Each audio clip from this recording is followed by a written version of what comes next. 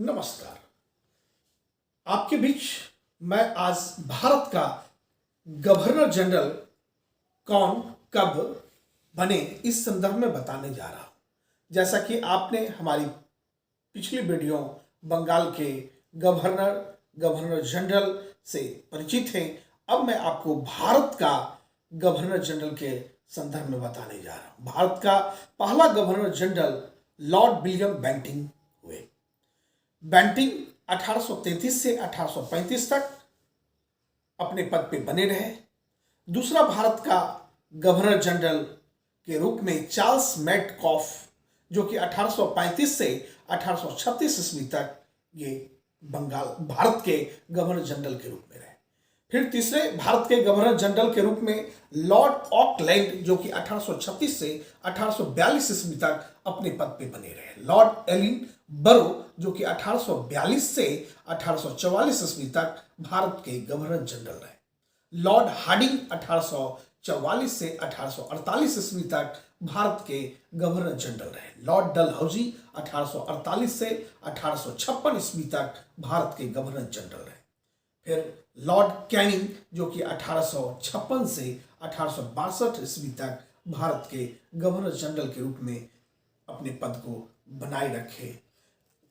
जैसा कि आप जानते हैं कि लॉर्ड कैनिंग भारत में कंपनी द्वारा नियुक्त अंतिम गवर्नर जनरल तथा ब्रिटिश सम्राट के अधीन नियुक्त भारत का प्रथम वायसराय के रूप में थे। अब यहां से वायसराय के पद से सुशोभित होने वाला जो कि गवर्नर जनरल अब भारत का वायसराय के रूप में हम लोग जानते हैं, क्योंकि 1857 की क्रांति के बाद कंपनी का शासन समाप्त हो जाता है और ब्रिटेन के राजा रानी अर्थात क्राउन का यहाँ पे प्रत्यक्ष शासन व्यवस्था कायम हो जाते हैं और भारत से जो भारत का गवर्नर जनरल होते थे वह अब भारत का वायसराय कहलाने लगे।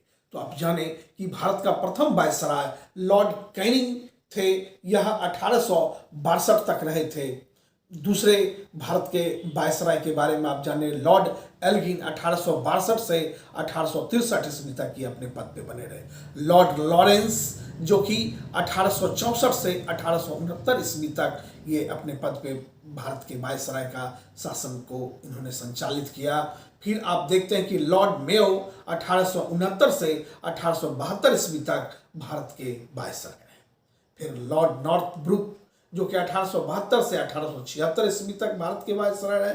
फिर लॉर्ड लिटन, जो कि 1876 से 1880 तक भारत के वायसराय रहे। लॉर्ड रिपन 1880 से 1884 ईस्वी तक। लॉर्ड डफरिंग, जिनके समय कांग्रेस की स्थापना भी हुई थी, आप जानते हैं, 1884 से 1888 ईस्वी तक रहे। फिर आप देखते हैं कि लॉर्ड लैंसडाउन 1888 से 1894 ईस्वी तक अपने पद पे रहे। फिर आप देखते हैं कि लॉर्ड एल्गिन द्वितीय 1894 से 1899 ईस्वी तक अपने पद पे बने रहे। मैं आपको बता दूं कि आगे जो कि वायसराय रहे भारत के लॉर्ड कर्जन, जिनके समय बंगाल का विभाजन हुआ, उनका कार्यकाल था भारत में 1899 से 1905 ईस्वी तक। लॉर्ड मिंटो द्वितीय 1905 से 1910 ईस्वी तक भारत के गवर्नर जनरल के रूप में भारत के वायसराय, गवर्नर जनरल का जो नाम बदल गया वायसराय के रूप में, यह सुशोभित करते रहे। लॉर्ड मिंटो द्वितीय 1905 से 1910 ईस्वी तक। फिर आप देखते हैं कि लॉर्ड हार्डिंग द्वितीय, यह 1910 से 1916 ईस्वी तक भारत के वायसराय रहे। फिर आप लॉर्ड चैम्सफोर्ड के बारे में जानते हैं कि 1916 से 1921 ईस्वी तक यह भारत के वायसराय रहे। फिर लॉर्ड रीडिंग, जो कि 1921 में वायसराय बनते हैं और यह 1926 ईस्वी तक भारत के वायसराय के रूप में रहते हैं। जैसा कि आप जानते हैं कि लॉर्ड इरविंग 1926 से 1931 तक भारत के वायसराय रहते हैं। फिर लॉर्ड वेलिंगटन 1931 से 1936 तक भारत के वायसराय होते हैं।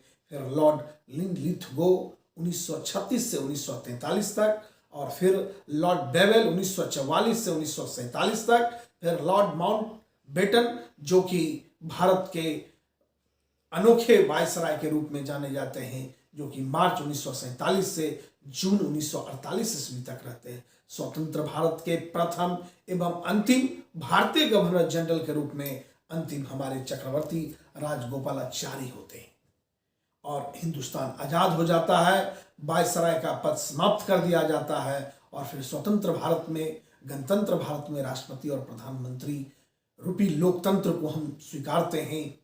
और आज जिस रूप में आप हिंदुस्तान को देख रहे हैं, इन्हीं शब्दों के साथ अभी आपने जो देखा गवर्नर जनरल के बारे में, गवर्नर के बारे में, वायसराय के बारे में, बंगाल में गवर्नर जनरल, भारत के गवर्नर जनरल, भारत के वायसराय, यदि आप इन सभी तथ्यों को बारीकी से आप अध्ययन करते हैं, स्मरण करते हैं, तो मैं प्रत्येक गवर्नर जनरल, वायसराय पर जब व्यक्तिगत वीडियो बनाऊंगा और वहां से जो प्रश्न बनते हैं उस प्रश्न को आपको सीखने और समझने में काफी मदद मिलेगा। इन्हीं शब्दों के साथ जय हिंद, जय भारत।